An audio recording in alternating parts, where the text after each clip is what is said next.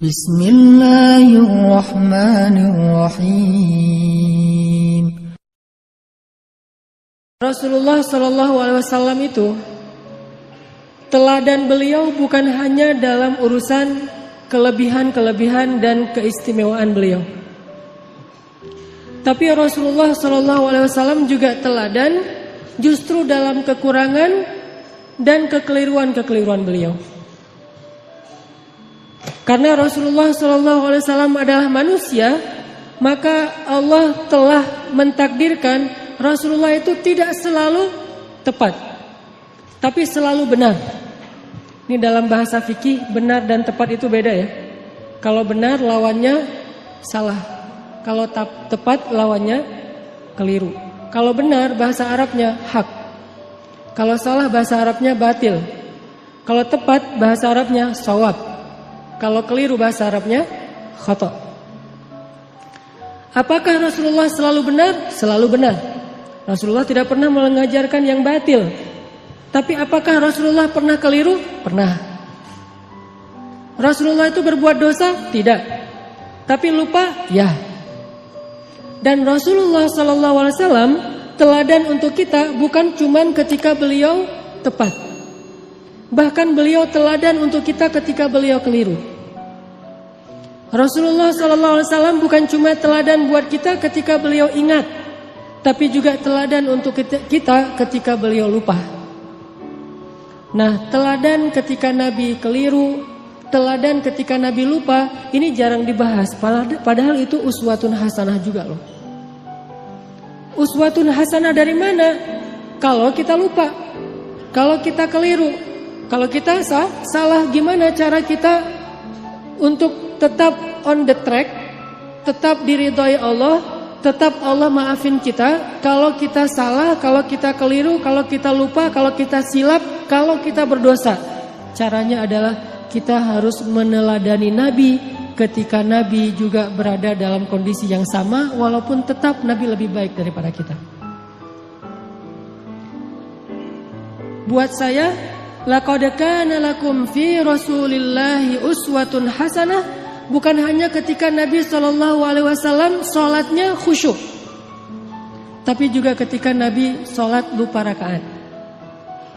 Nabi itu pernah sholat harusnya 4 rakaat, lupa jadi 2 rakaat. Terus selesai salam 2 rakaat nih, kayak orang sholat qashar. Selesai salam, sahabat nanya, "Ya Rasulullah, apakah kita mengqashar sholat?" Kata Nabi, "Tidak." "Memangnya kenapa?" "Kita sholat 2 rakaat loh Rasul."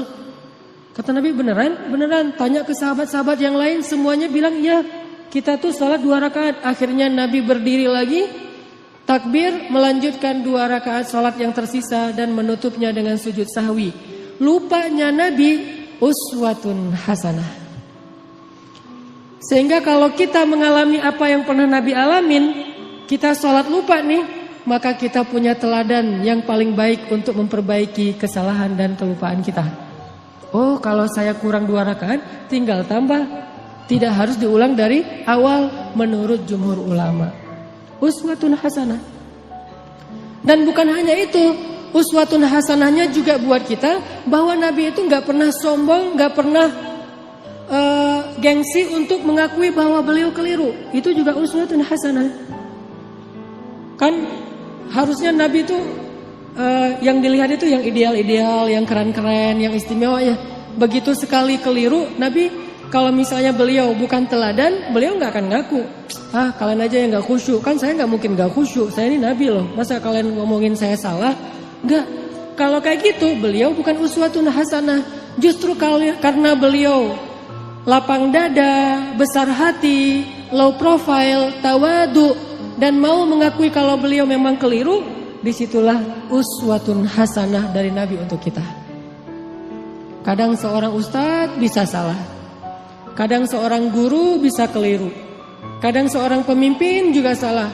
Gak boleh seorang pemimpin merasa bahwa dia tuh selalu benar, tuh gak boleh. Karena kalau dia sudah merasa selalu benar, berarti dia sudah mengkultuskan dirinya. Dan Allah mengatakan, "Fala tuzakku anfusakum huwa a'lamu bimanittaqa." Janganlah kalian menganggap diri kalian suci, artinya gak pernah salah. Jadi pemimpin yang meneladani Rasulullah SAW bukan cuma meneladani dari angle jujur, amanah, profesional, tapi juga meneladani Nabi dari angle apa? Bahwa kalau keliru berbesar hati untuk mengakui. Kalau dinasihati oleh orang lain dan nasihat itu memang tepat dan benar, maka dia menerima dengan lapang dada. Kalau perlu dia berterima kasih kepada orang yang sudah menasihati dia, bukan malah ilfil, bukan malah menyakiti, bukan malah menzolimi. Ini uswatun hasanah ketika Nabi keliru. Laqad kana lakum fi Rasulillah Laqad kana lakum fi Rasulillahi uswatun hasanah. Pasti di dalam diri Rasulullah itu ada uswatun hasanah. Tapi kan Rasul gak selalu tepat. Walaupun tepatnya itu banyak, sedikit keliru, tapi tetap ada kelirunya. Bahkan kalau kita baca ayat-ayat Al-Quran, kita akan menemukan lebih dari satu ayat-ayat teguran terhadap Nabi, ya kan? Walaupun yang populer satu, surat Abasa. Tapi surat dengan makna yang sama dengan surat Abasa di dalam Al-Quran itu lebih dari satu. Ada beberapa, bahkan lebih dari 3. Kenapa kok Nabi sampai kayak gitu? Biar kita bisa meniru Nabi kalau kita melakukan kesalahan. Seorang suami tidak selalu harus benar, dan tidak perlu merasa gengsi mengakui kalau kali ini yang benar adalah istrinya. Buat yang udah punya istri. Yang belum punya juga belum tentu selalu benar. Kadang yang benar adalah teman kos-kosannya. Kadang yang benar adalah mantannya. Kan gak masalah kan? Kalau ditanya kenapa kalian putus, gua gak sabar. Jangan, oh dia tuh emang gini-gini. Enggak, kadang-kadang emang dia yang baik, kita yang waktu itu lagi terbawa emosi. Tapi dibalik semua itu emang lebih baik putus mungkin, supaya mereka mencari yang lebih baik dan lebih halal. Tapi yang pasti teman-teman, kita coba malam ini belajar uswatun hasanah Nabi dalam kondisi ketika Nabi keliru.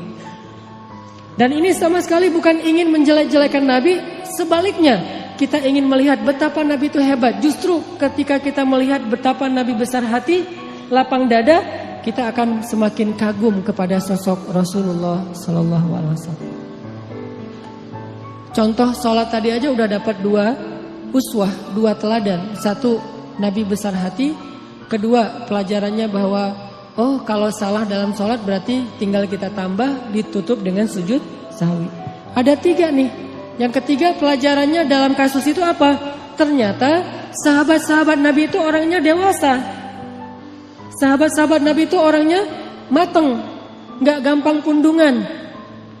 Nabi sholat kurang 2 rakaat, mereka nggak komen, katanya Nabi salatnya nggak khusyuk, nggak gitu. Mereka nggak unfollow Nabi. Wah, nggak benar nih postingannya, gue unfollow aja nih. Dan komennya cuman yang dekat doang sama Nabi, yang komen yang lain nggak ikut-ikutan komen. Jadi komennya itu komen positif, bukan ngebully Nabi, bukan Nabi mah ternyata salatnya juga mikir yang lain. Saya kira selama ini udah keren banget, ternyata pencitraan doang. Enggak. Kenapa? Karena mereka followers yang udah mateng, bukan followers yang labil, yang galau gitu. Sehingga sekali Nabi postingnya agak-agak kurang tepat, mereka pundung fisabilillah. Bayangin kalau sekali Nabi keliru terus pundung, kan berkurang kan umat Islam? Tidak, yang terjadi justru semakin bertambah. Kenapa? Mereka faham Nabi itu wama Muhammadun illa rasulun qad khalat min qablihi rusul. Dia juga seorang makhluk yang diutus oleh Allah. Kadang dia wafat, Allah menghidupkan dan mematikan, Allah memberi makan, Allah memelihara, Allah membuat dia ingat dan lupa. Semua itu adalah sifat manusia yang melekat pada diri Rasulullah Sallallahu Alaihi Wasallam. Cuma satu bedanya, beliau Allah jaga dari berbuat dosa, maksum. Dijaga dari berbuat dosa. Jadi Nabi itu gak buat dosa. Tapi kalau keliru, ya lagian keliru itu bukan dosa sengaja, cuman lupa, cuman salah faham, cuman ijtihad. Sehingga sahabat ketika Nabi keliru, ya udah easy going aja, tinggal bangun, ngelanjutin jadi makmum Nabi, Gak ada sahabat yang akhirnya dorong-dorong Abu Bakar, lu aja yang jadi imam. Kayaknya Nabi lagi agak-agak kurang khusyuk gitu malam ini. Kayak lagi apa misalnya, enggak, sahabat tetap aja, ya udah Rasulullah kita ikutin. Nabi lanjut 2 rakaat diikutin. Dan gak ada yang ngomongin di belakang. Gak ada yang diam-diam, bisa gitu juga ya Nabi, gua heran, jadi gosip. Terus besok keluar di postingan-postingan sahabat, Nabi ternyata manusia biasa. Hashtagnya Nabi lupa, viral di antara mereka. Gak usah dibesar-besarkan, itu hal yang wajar. Udah aja mereka lupa. Tapi tetap direwayatkan kisah ini supaya apa? Laqad kana lakum fi Rasulillahi uswatun hasanah. Biar kita bisa niru. Ini angle uswah hasanah yang coba kita terapkan dalam hidup kita. Menyikapi kalau orang lain keliru. Orang lain itu bisa orang tua, orang lain itu bisa guru, orang lain itu bisa teman, orang lain itu bisa pasangan, orang lain itu bisa tetangga, orang lain itu bisa pemimpin, bisa pejabat, bisa siapa aja. Bahkan orang yang paling soleh sekalipun melakukan kesalahan dan kekeliruan. Salah satu di antara ciri-ciri orang bertakwa yang Allah sebutkan di dalam surat Ali Imran 135, walladzina idza fa'alu fahishatan aw zalamu